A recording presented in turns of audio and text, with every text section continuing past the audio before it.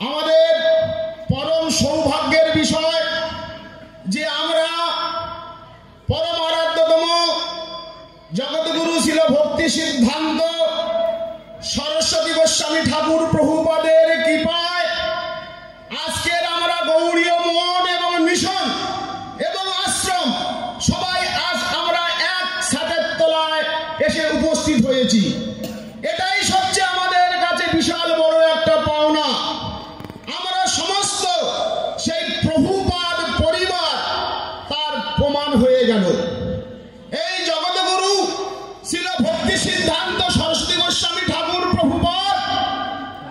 তিনি হচ্ছেন পুরী ধামে, যেখানে নারায়ণ ছাতা, সেখানে তিনি আবির্ভূত হয়েছিলেন।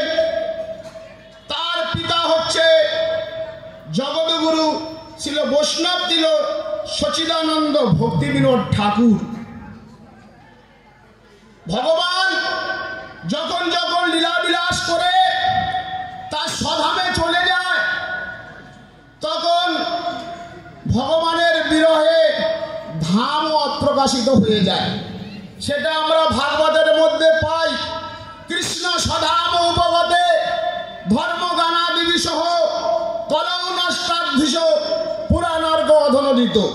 ভগবান যখন এ জগৎ থেকে লীলাবিলাস করে তার স্বধামে চলে যায়, ভগবানের বিরহে ধাম অপ্রকাশিত হয়ে যায়। আমাদের চৈতন্য মহাপ্রভু রাধা কৃষ্ণ মিলিত তনু হয়ে অদ্বৈত আচার্য প্রভু এ জগতে প্রকট করেছিলেন। কিন্তু মহাপ্রভু চলে যাওয়ার পরে তার পরবর্তী সময় সর গোস্বামী তারা এই বিমল বৈষ্ণব ধর্মের কথা প্রচার করেছিলেন।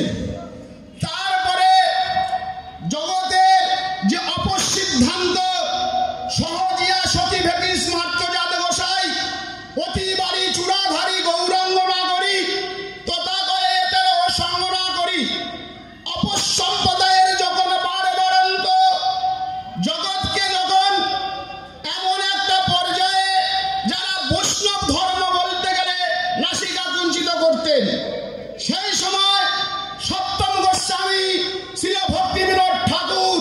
তিনি এই বিমল বৈষ্ণব ধর্মের মূল প্রবর্তক। তখন তিনি ছিলেন গৃহে।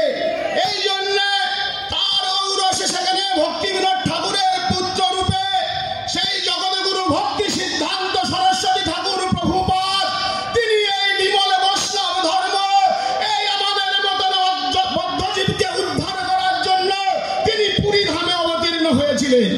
আজকে সেই আমাদের সৌভাগ্য যে ভক্তি সিদ্ধান্ত সরস্বতী ঠাকুর প্রভুপাদের এই 150 বছর আমরা পালন করছি। আপনারা মনে করবেন যে বর্তমান চলছে 153, কিন্তু 150 বছর বলা হচ্ছে কেন?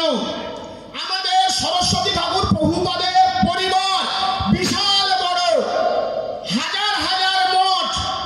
এইভাবে আমাদের সময় হয় নাই, যার জন্য আমাদের এই উত্তরবঙ্গ সমস্ত গৌড়ীয় মঠ মিশন মিলে আজকের আমাদের এই প্রোগ্রাম।